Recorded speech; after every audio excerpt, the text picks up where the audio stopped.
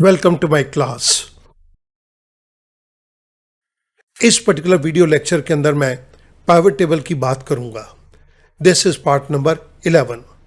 इस pivot table के base के ऊपर हम एक फ्रीक्वेंसी डिस्ट्रीब्यूशन को क्रिएट करेंगे। आइएगा मूव करते हैं एक एग्जाम्पल की तरफ।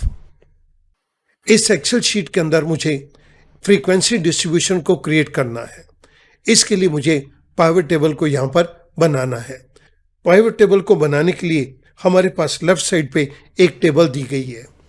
इसके अंदर 3 इंपॉर्टेंट पॉइंट्स हैं जो कि मैं आपको एक्सप्लेन कर रहा हूं। ये तीनों पॉइंट्स मैंने आपकी कन्वीनियंस के लिए यहां पर दे दिए। इस टेबल के अंदर हमने 4 डिफरेंट कंट्रीज को लिया है। इन कंट्रीज के अंदर हमने 8 डिफरेंट कंपनीज को टेकअप किया है और हर कंपनी के अंदर हमारे पास 3 डिफरेंट प्रोडक्ट्स हैं। SUV, sports utility vehicle, sedan and jeep. ये हमारे पास 3 डिफरेंट प्रोडक्ट्स हैं। इन कंपनियों ने एक साल के अंदर जितनी व्हीकल्स को बेचा उसका टोटल दिया गया है। हमें इसके टोटल के बेस के ऊपर फ्रीक्वेंसी डिस्ट्रीब्यूशन को जनरेट करना है।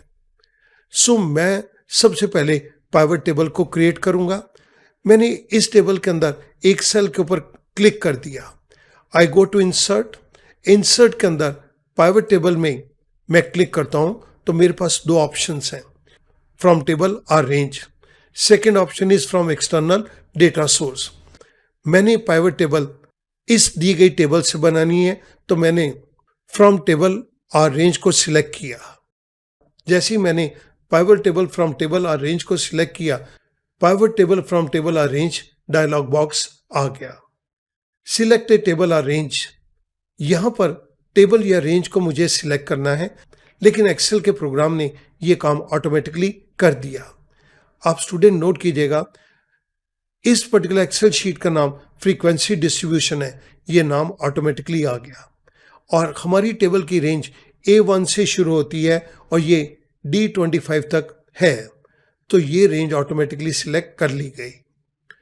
Second point, choose where you want the pivot table to be placed. मैं अपनी पाइवट टेबल को एग्जिस्टिंग वर्कशीट पे चाहता हूं तो मैंने एग्जिस्टिंग वर्कशीट के रेडियो बटन के ऊपर क्लिक कर दिया। Now it is asking me for the location. तो लोकेशन के केस के अंदर मैंने G7 का पॉइंट दे दिया। इस सेल से पाइवट टेबल को क्रिएट करो। The third point is choose whether you want to analyse multiple tables. हमारे पास तो यहां पर एक ही टेबल है, मल्टीपल टेबल तो है ही नहीं, इसलिए मैं थर्ड पॉइंट को ब्लैंक छोड़ दूंगा। आई से ओके। जैसे ही मैंने ओके किया, मेरे पास पाइवट टेबल को बनाने का एक स्ट्रक्चर यहां पर आ गया। Pivot table 4 by default Excel ने यह नाम दे दिया।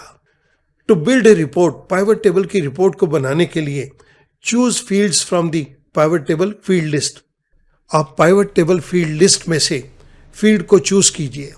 राइट साइड के ऊपर मुझे पाइवट टेबल के फील्ड्स दिए गए हैं and this is the list.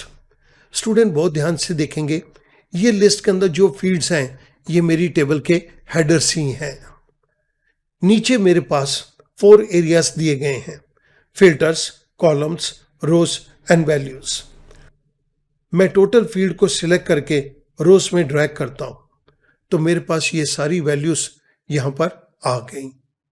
आप देखिएगा कि मेरे पास मिनिमम वैल्यू 100 है तो ये असेंडिंग ऑर्डर के अंदर ये वैल्यू आ गई, और मैक्सिमम वैल्यू हमारे पास 500 है तो ये 500 वैल्यू भी यहां पर आ गई। मैं इस टोटल के सेल को वैल्यूज में भी ले रहा हूं। मेरे पास दोनों के अंदर सेम डेटा आ गया। मेरे पास एक पाइवट टेबल बन गई जिसके अंदर 2 कॉलम्स हैं, लेकिन दोनों कॉलम्स के अंदर सेम डेटा मेरे पास आ गया। बट ये तो मेरा पर्पस नहीं था। मैं यहां पर किसी एक सेल के ऊपर क्लिक करके राइट क्लिक करता हूं माउस के साथ और ग्रुप की ऑप्शन को सिलेक्ट करता हूं, ग्रुप। जैसे ही मैंने ग्रुप की ऑप्शन को सिलेक्ट किया, मेरे पास एक ग्रुपिंग का डायलॉग बॉक्स आ गया। आप अपनी फ्रीक्वेंसी डिस्ट्रीब्यूशन के लिए स्टार्ट पॉइंट कहां से शुरू करना चाहते हैं, तो मैं वैल्यू दे रहा हूं 100। ये मेरी मिनिमम वैल्यू है और मैक्सिमम वैल्यू मेरी 500 है, तो मैंने एंडिंग एट 500 कर दिया। इसके अंदर ग्रुपिंग आप जो करना चाहते हो वो क्लास इंटरवल कितने का होना चाहिए? मैं कहता हूं 50 का कर दो। आई से ओके। जैसे ही मैंने ओके किया, मेरे पास 50 की क्लास इंटरवल के अंदर ये सारी वैल्यूज जो जहां पर आती हैं उनका सम होके यहां पर आ गया। सो हमारे लिए ये फ्रीक्वेंसी डिस्ट्रीब्यूशन को भी क्रिएट करना बहुत आसान हो गया।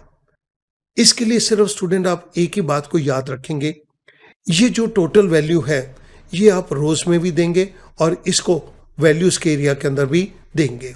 उसके बाद ग्रुपिंग के अंदर जाके हम स्टार्टिंग और एंड पॉइंट दे दें और क्लास इंटरवल की रेंज दे दें। एक्सेल का ये प्रोग्राम ऑटोमेटिकली हमारे लिए एक फ्रीक्वेंसी डिस्ट्रीब्यूशन को तैयार कर देगा।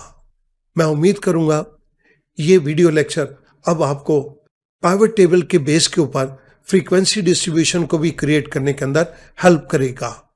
Thank you very much.